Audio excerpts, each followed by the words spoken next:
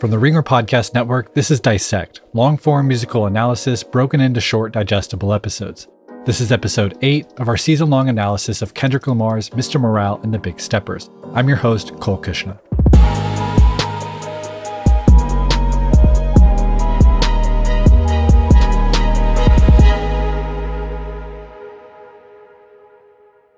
Last time on Dissect, we examined Mr. Morale's 7th track, Rich Spirit, a song that exposed Kendrick's dichotomous relationship with his spiritual journey of healing. On one hand, the song shows signs of Kendrick's progress. He's fasting from sex, isolating himself from the toxicity of the internet, and even reading Eckhart Tolle. At the same time, Kendrick is still very much in the grip of his ego, which appropriates his spiritual gains to validate himself and judge others who are not as awakened as he is. In the words of Eckhart Tolle, Kendrick's ego has snuck in through the back door, giving Kendrick the false belief that he's more spiritually developed than he truly is. According to Tolle, this is a common stage in the awakening process, where one alternates between polarities of consciousness. And then most people do not drastically go from one to the other. They go through a prolonged transitional period where they are partly still the suffering entity and partly the liberated consciousness. So that can go on for quite a while. And many of you are probably at that stage where you move between being liberated and being back in the narrow personal sense of self with its reactivity, its complaining, its unconscious thinking, and so on. Kendrick at this point in Mr. Morale's narrative is clearly in this transitional stage of his spiritual development, and Rich Spirit made clear that he's fallen for the ego's classic trick of priding himself in his new spirituality. However, as the album continues into its next track, Kendrick gets a reality check when his spirit is tested, and he reacts not like a conscious sage, but an unconscious big stepper who is entirely possessed by his ego. You know what? Fuck you, bitch. Fuck you, nigga. Nah, fuck you, bitch. Nah, fuck you, nigga. Fuck you, bitch. Nah, fuck you, nigga. Nah, fuck you, bitch. Fuck you, nigga. Of all the songs on Mr. Morale, We Cry Together leans most heavily into the theatrical setting of the album, as it's essentially a 5-minute musical drama and features an actual actress in Taylor Page. The piece depicts a hyper-explicit argument between a verbally abusive couple, which within the context of Mr. Morale's narrative, we could pretty safely assume is based on arguments between Kendrick and Whitney. The track begins with an interpolation of Florence and the Machine's 2018 song, June.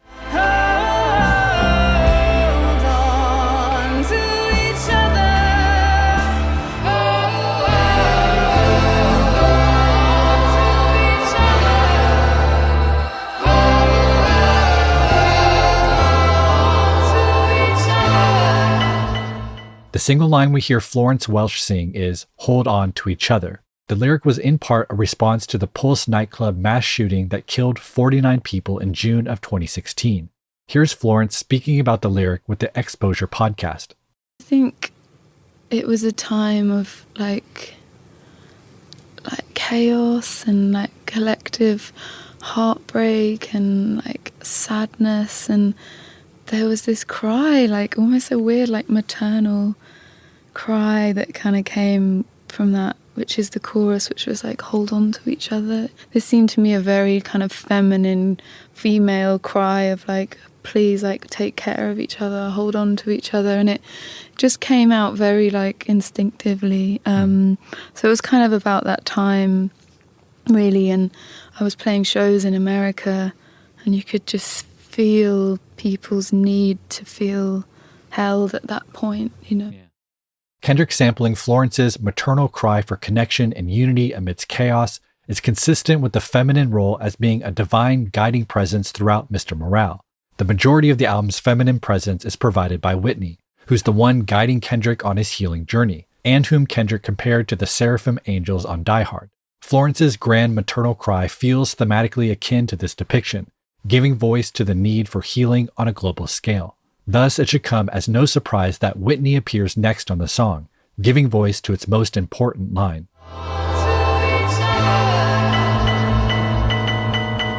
This is what the world sounds like.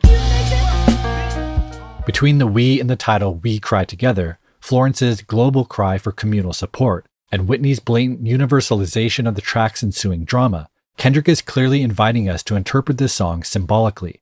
The question is, why is one couple's fighting emblematic of the entire world? Well, this is where we have to return to the teachings of Eckhart Tolle and his concept of a new earth, which we've discussed a few times this season. To recap, a new earth describes a transformed state of the world that is brought about by the evolution of human consciousness that is more present and in tune with the divine or transcendent dimension. Because the state of the external world is always a manifestation of the mental states of individuals, Tolle believes that the only way humanity will avoid destroying itself is through this mental transformation, which can only happen at the individual level. To quote his book A New Earth directly, collective human consciousness and life on our planet are intrinsically connected. A new heaven is the emergence of a transformed state of human consciousness, and a new earth is its reflection in the physical realm, unquote. In the first episode of the season, we drew parallels between this idea and Mr. Morale's opening declaration, I hope you find some peace of mind in this lifetime. I hope you find some paradise. Peace of mind describes a content internal state, while paradise, often synonymous with heaven, describes an ideal external state. This primed us to interpret Kendrick's individual journey to find peace of mind as being symbolic of the journey of all human beings attempting to do the same in this lifetime. Kendrick's Morale-era moniker OK Llama also pointed to this universal quality, which was most blatantly expressed by OK Llama's quote, I am all of us in the Heart Part 5's music video. It seems very clear that Kendrick was inspired by Tolle's concept of the intrinsic connection between the individual and the whole, how each of us is by nature a reflection of all of us. Understanding this, Whitney's statement that this is what the world sounds like makes sense. Kendrick is once again reinforcing the idea that we are all but reflections of each other, that humanity is nothing more than the individuals it's composed of. And if we're adhering to this theory, if We Cry Together depicts what the world sounds like, then the song must be a dramatization of some broader universal human quality. And in my interpretation of the song, that universal human quality is almost certainly Eckhart Tolle's concept of the pain body. According to Tolle, the pain body is an energy field that lives inside every human being and is the accumulation of old emotional pain. To quote A New Earth, the remnants of pain left behind by every strong negative emotion that is not fully faced, accepted, and then let go of, join together to form an energy field that lives in the very cells of your body. It consists not just of childhood pain, but also painful emotions that were added to it later in adolescence and during your adult life, much of it created by the voice of the ego. It is the emotional pain that is your unavoidable companion when a false sense of self is the basis of your life. This energy field of old but still very much alive emotion that lives in almost every human being is the pain body, unquote. According to Tolle, the pain body has a dormant state and an active state within every human being. The length of a dormancy period depends on the individual. It can be a few months, a few weeks, or a few days. It awakens when it needs to renew itself, where it actively seeks out negativity to feed on. This feeding primarily occurs in two places, in one's mind in the form of relentless, uncontrollable chain of negative thoughts, and in the drama of interpersonal relationships, especially with intimate partners or close family members. Now, the pain body will try to feed, to add to its energy. It wants you to completely identify with that energy field that it represents, that it is. So it will feed on your mind, but in relationships, it will also feed on reactions, your partner's reactions. It will, unconsciously of course, you don't know that when you're identified with it, you don't know that this is what you're doing. You will try to make your partner react in a certain way that feeds your pain body also by provoking anger, for example. And it's done unconsciously, so the reaction, your partner's reaction, will be feeding your pain body. And that is what I call the need for drama in a relationship. In A New Earth, Tolle also details the relationship between the pain body and the ego, which he describes as close relatives that need each other. It's the ego and its constant need for validation and superiority that will blow a minor negative event or remark out of proportion, turning it into a drama that is used as food for the pain body. He dubs this symbiotic relationship between the ego and pain body an unholy alliance, saying, quote, the pain body is one of the most powerful things the ego can identify with, just as the pain body needs the ego to renew itself. It's the emotional aspect of the ego. Yes. So really, pain body is part of the ego, and it's a very unhappy entity. But But because its very existence consists of this unhappy vibration, it does not want an end to its unhappiness, because an end to its unhappiness is the end to the pain body. Just as the ego can hijack healthy endeavors like spiritual growth, the ego and pain body together can take total control of our relationships, because they offer this unholy alliance a potentially endless supply of drama. With two people carrying heavy pain bodies, patterns of emotional or physical violence can develop so that each other's pain bodies are replenished at a regular interval. After the feeding, the couple makes up, the pain bodies go dormant for a while, a day, a week, a month, until another ego-charged fight offers another feeding. And it's during these moments when the ego is totally identified and consumed by the pain body that the most unconscious, dysfunctional behavior arises in individuals.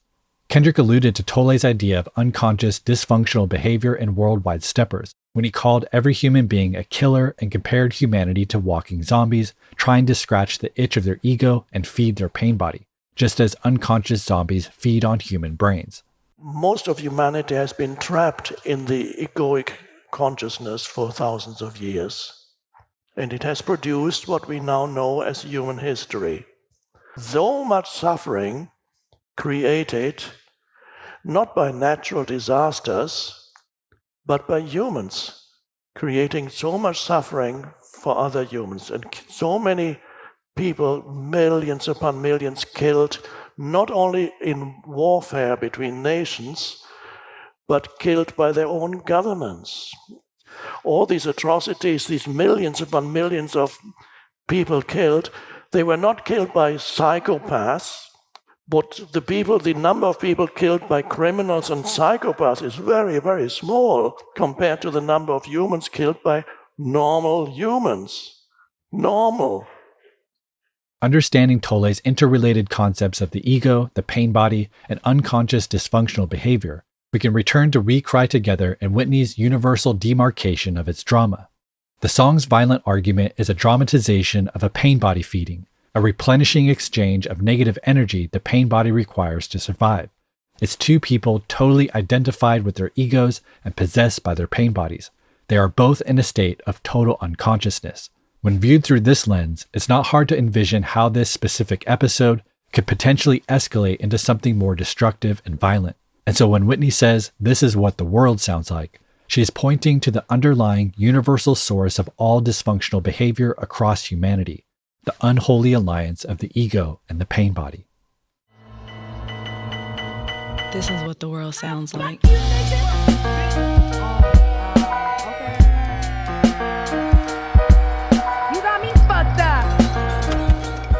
After Whitney's statement, We Cry Together sinks into the remainder of the song's chilling groove, produced by The Alchemist. The beat samples jazz bassist Gary Peacock and his song Valentine, featuring pianist Art Landy.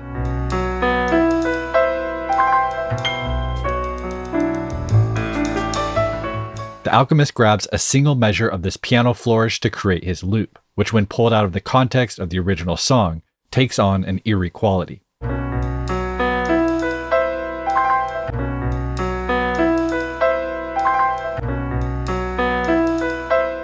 A big reason this piano riff feels a little menacing is the presence of two dissonant intervals, a tritone created between an F and a B natural,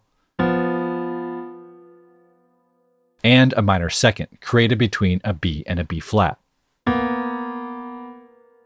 The tension created by these intervals provides the perfect musical setting for the tension between this couple. Kendrick and his producers also lean into the theatrics of the piece through a strategic use of audio effects. If you listen carefully with headphones on, you'll hear a number of subtle details in Kendrick and Taylor's voices, like panning them slightly left or right to simulate them walking around a house as they fight. Also, when they first come onto the track, you can hear their voices slightly muffled, then keys jingling and a door opening, at which point their voices become more distinct. Clearly the fight started outside the home, perhaps in the car ride home together, and the sound design creates the illusion that we're being dropped right into the middle of the action. Like,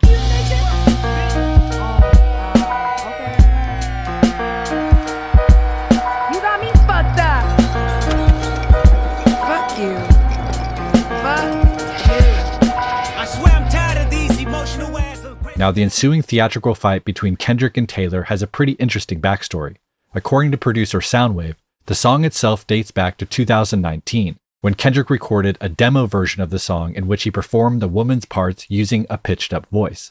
While Kendrick himself hasn't spoken about the genesis of the song, some have speculated that he might have been inspired by Wu-Tang's The RZA and his 1998 song Domestic Violence, which features a brief dramatized exchange between a man and a woman. Bitch, all you can do is dick suck. Your ass can't fuck, that's why your wife Fuck left your that. monkey You ass. don't cook, you don't clean, or press my jeans. You don't scrub or wash clothes, or buy food or make any cream in this bitch. You don't read. While RZA's track uses an argument as a launchpad for a verse performed primarily by himself, Kendrick's version sustains the argument throughout the entire track. It was actually Kendrick's creative partner Dave Free who suggested actress Taylor Page to play the woman, and according to Soundwave, she recorded her part almost entirely in one take. When asked about her performance, Page spoke on the universal quality of the song, emphasizing how the conflict of this one couple reflects the conflict of the world. Quote, "I think I was drawing from personal experiences in relationships, but also my experience with the world and how frustrating it is. Like, what is going on here? What are we doing? What are we talking about? What are we prioritizing? We don't relate to each other. We really can't hear each other. It's just hysteria." I was like, please God, use me as a vessel to just let all of that come through, because I feel like we're all at capacity. This was over 2 years ago when we're all kind of scratching our heads about the world we're living in.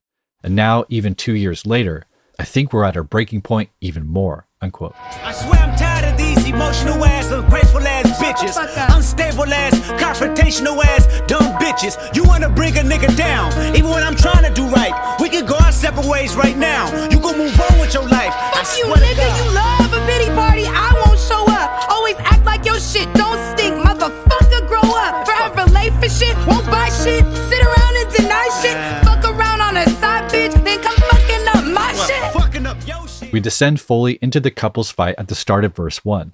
While we're thrown into it midway, there are some clues about its origin. Specifically, the last line we just heard from Taylor, "fuck around on a side bitch, then come fucking up my shit," very explicitly calls out the fact Kendrick's character has been cheating with a side piece, implying that this side woman is mostly used for sex. The man attempts to justify his actions by calling her ungrateful, unstable, and always looking to bring him down, even when he's trying to do right.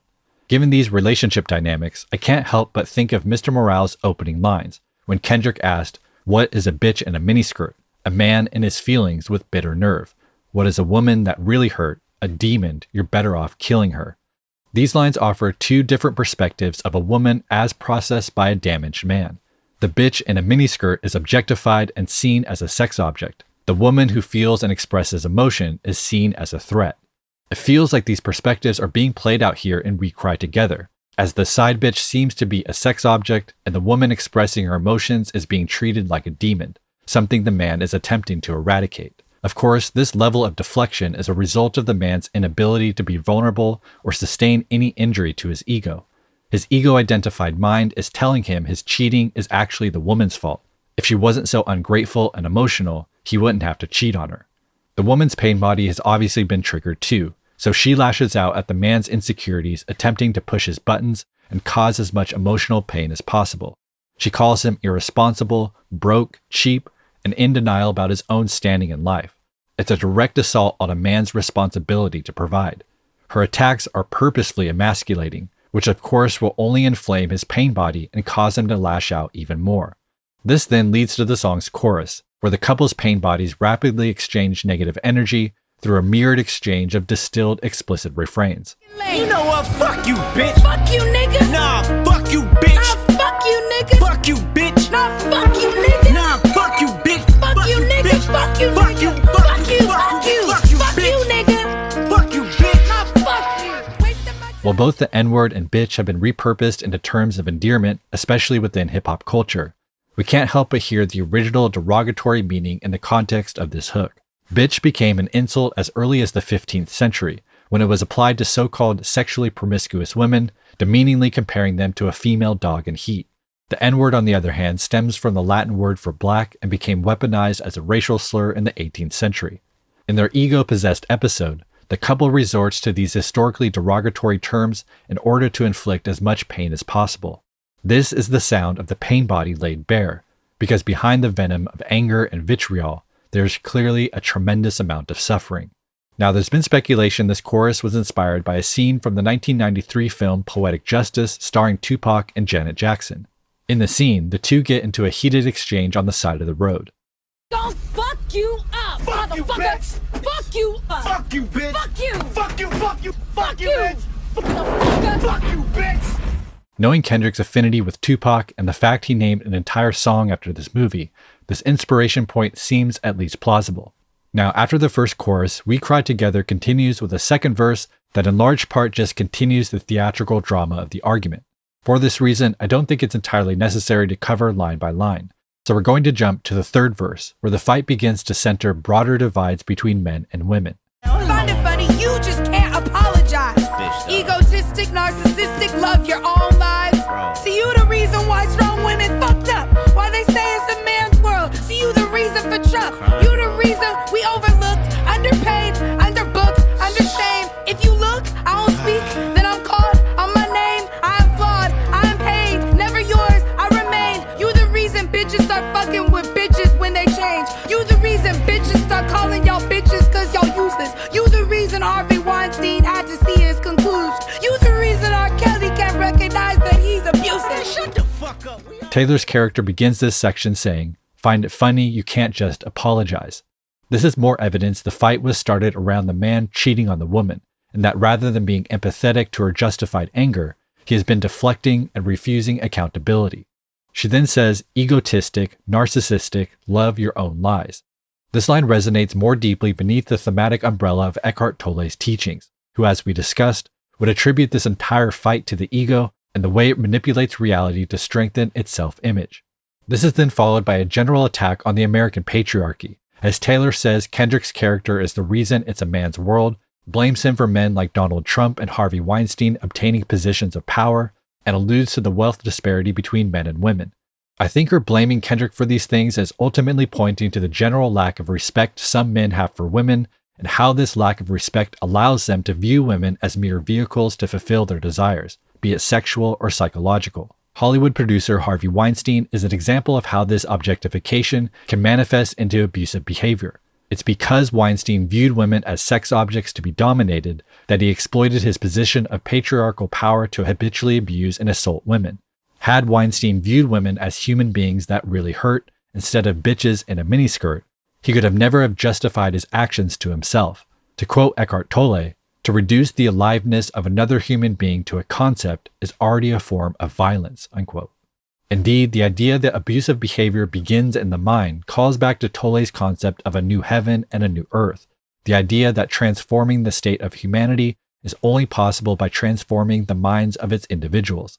And through Tolle's lens, when it comes to toxic or abusive behavior, all roads lead back to unconsciousness, the mind's complete identification with the ego.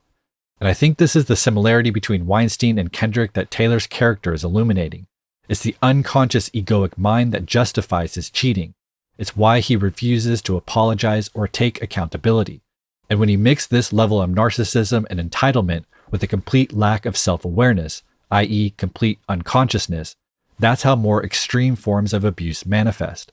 Thus we get Taylor's reference to R. Kelly, another serial sexual abuser who exploited his patriarchal power for his own egoic validation with no regard for his victims.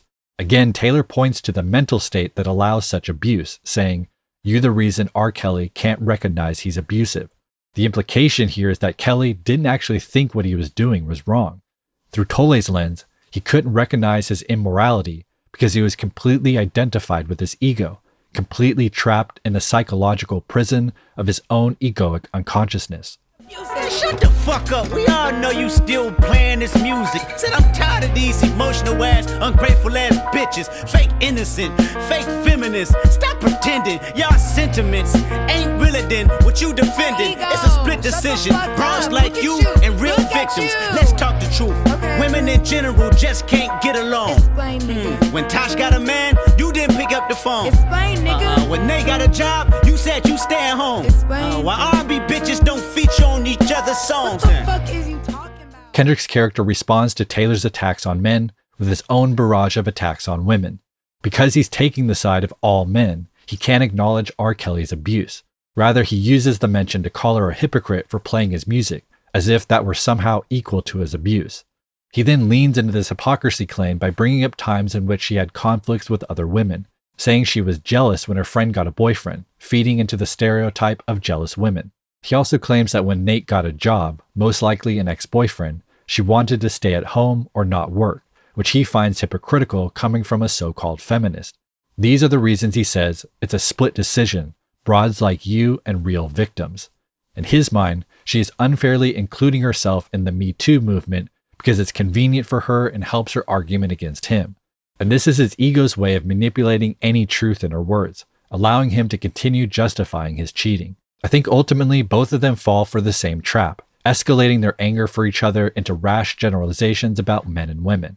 While there is some truth in both sides, their arguments are incredibly reductive and don't stand up to real scrutiny.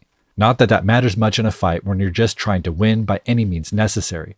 And in a fight like this, winning simply means the one who could hurt the other person the most.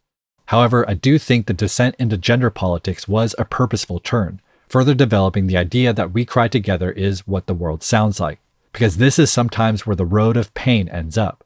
I was hurt by a woman, so all women are the problem, and vice versa. According to Tolle, this is how the ego turns an individual into a concept and creates enemies, giving the ego something to blame for its problems. The ego needs some kind of antagonist. It needs always the other because it defines itself through the other, the one who is not different from me, who is not me. It needs not only the other, it needs to emphasize what I call the otherness of the other. And that's a terrible thing to do to a human being. What you're actually doing is you're imposing an identity on the other and see the other through this fiction of an identity. And so you're never meeting that human being at all. You're only meeting the constructs of your mind. Tolle's idea of the ego's need for the other not only applies to men and women, but really any generic divides based on a single characteristic, Democrat or Republican, black or white, straight or gay, and so on. And this is again why We Cry Together can express in a single fight what the world sounds like, because through this conceptual lens, so much of the world's conflict can be reduced to the ego's need for the other, be it an individual, a community, an ethnic group, a political party, or an entire country. This radical reduction is a classic dehumanization tactic, making abuse and judgments against large groups easier to justify. Now, even though We Cry Together has already communicated so much about humanity and the human condition, the song's final moments contain a brilliant twist ending that adds an entirely new dimension to the drama. What the fuck is you talking about? Never mind, bitch, I'm walking out. Whatever, nigga, I'm off you Your now. evil ass kept me well in doubt. Pussy nigga, best watch your mouth. Pussy and mouth is all you got. Lay this pussy back on the couch. Doggy style, then you get on top. Fuck me, nigga. I'ma fuck you, bitch. Nah, fuck me, nigga. Fuck me. I'ma fuck you, bitch. Nah, fuck you, fuck me. You playing, man. Fuck me. While most of us probably have grown used to this turn at the end, we shouldn't overlook just how effective it is. Within seconds, the very same words to expel the most extreme vitriol and hate are used to express sexual desire and love. Thus, Kendrick uses the positive and negative duality of the words fuck, bitch, and the N-word as a reflection of the thin line between love and hate in this relationship, something Eckhart Tolle has spoken about in relation to the pain body. No, it seems that relationships are a great source of both pleasure and suffering for many people. And many people have experienced how easily the pleasure of a relationship can turn into suffering and how quickly that can happen, how easily it seems that love can turn into hate in relationships. It can happen within a second. And so there's a source of great suffering there for many people. Why is it that there's so much conflict in relationships, and does it have to be that way? So we need to look at what the source of that conflict may be. The source of conflict that Tolle is referring to here is the pain body, and what we witnessed in this couple's drama was a pain body feeding. And this sudden subsidence of drama, according to Tolle, is classic behavior of the pain body. Once it renews itself, it goes dormant again, and the couple suddenly wakes up from their unconscious episode. And that gives energy. The pain body gobbles it up. It loves your negative thinking, because the more negative thinking, the stronger it gets again. But after a while, it's had enough. It's like a big meal, then you can't eat anymore. And then suddenly it goes back to sleep and you feel, oh, what was all that about? And sometimes if it's in a relationship, you make up. So then suddenly everything is fine again, and it's like you both wake up out of some kind of weird nightmare. But the strange thing is, this weird nightmare happens every 2 weeks, or 3, or every once a week, who knows? Maybe once a month, or every 3 months. It varies a lot. But it comes again and again. And until you begin to recognize it for what it is, then the awareness comes in. We Cry Together is not only an expression of a pain body feeding, it also accurately captures its active and dormant states. And the sudden dormancy we experience at the end of the song allows the couple to compensate for the extreme pain body episode with another exchange that is equally extreme: sex. In its purest form, sex is the physical exchange of affection between partners. However, because Kendrick has already so firmly established his sex addiction by this point in the album, we can't view this as simply make-up sex. It is, unfortunately, just another escape. It is being used to soothe like a pacifier, numbing the trauma of the fight with a cocktail of pleasure chemicals released by the brain during and after sex. This is why in the immediate aftermath of the sex, we hear the theatrical tapping of the Big Stepper's sonic motif, which is followed by Whitney's voice illuminating its central meaning.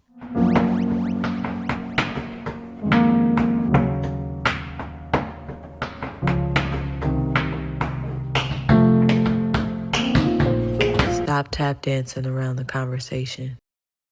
Throughout this season, we've been tracking Kendrick's development of the Big Stepper symbolism, with each successive track adding depth to its meaning. At a base level, it plays off of hip-hop's Big Stepper, a rugged hustler making big moves in the streets. In N95, Kendrick added a layer by linking the steppers to dance steps, singing, serving up a look, dancing in a drought, hello to the Big Steppers, never losing count. We interpreted this to refer to those who present an image of themselves that is false or misleading. For example, flaunting material goods to project an image of success when you're really living in dire circumstances. It's all a dance, a show, a play.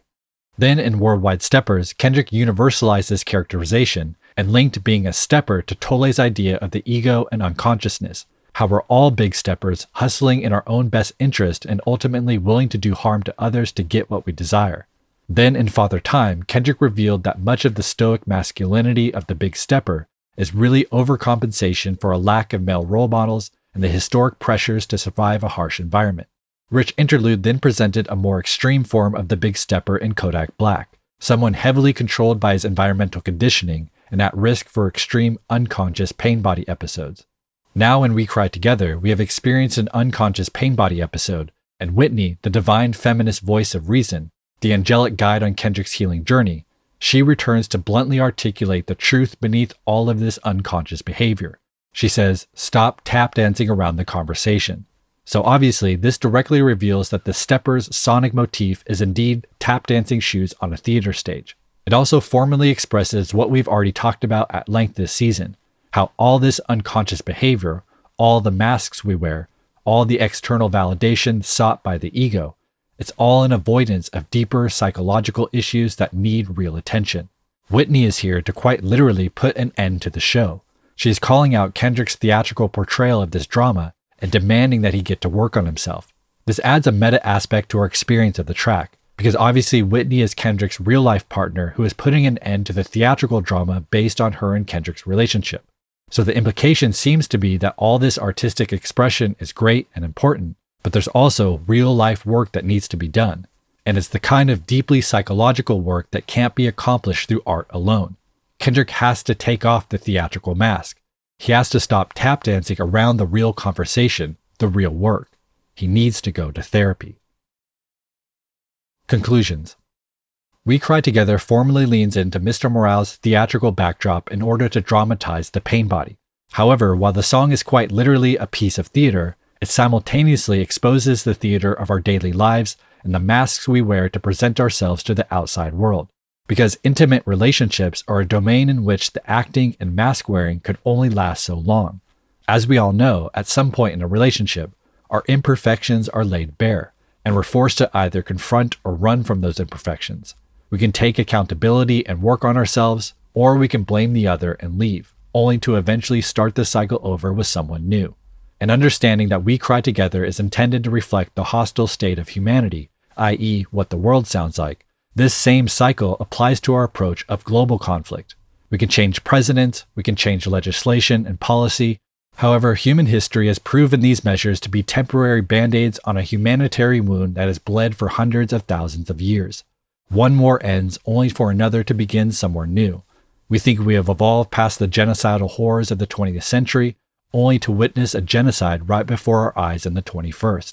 And in Eckhart Tolle's view, this cycle of self-inflicted human suffering that is symbolized in We Cry Together, it will continue indefinitely until there's a mass awakening, an evolution in human consciousness.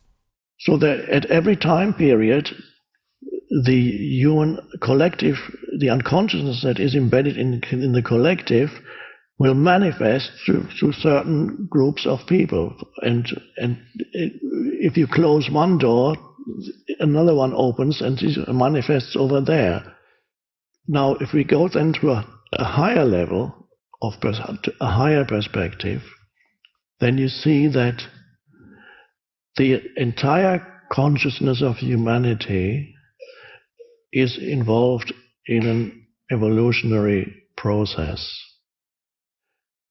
And you might know from your own life, and I know from my life, that the awakening process for quite a while involves intense suffering. So humanity as a whole is going also through intense suffering, because we are all going through the awakening process. As Tolle states here, the silver lining of suffering is that it's often a catalyst for transcendence. And in the story of Mr. Morale and Kendrick's spiritual journey, which again is meant to mirror or reflect the journey of all of us, the explicit suffering of We Cry Together is the catalyst for a major turning point in the story, because Whitney's call to stop tap dancing around the conversation snaps Kendrick out of his unconscious pain body episode, and he suddenly makes a big progressive leap forward. Tippy-toeing and I'm walking. Rolling sevens, I ain't ready for no coffee. I know y'all love it when the drugs talking, but shut the fuck up when you hear love talking. Of course, this is Mr. Morale's next track, Purple Hearts, a song we'll examine note by note, line by line, next time on Dissect.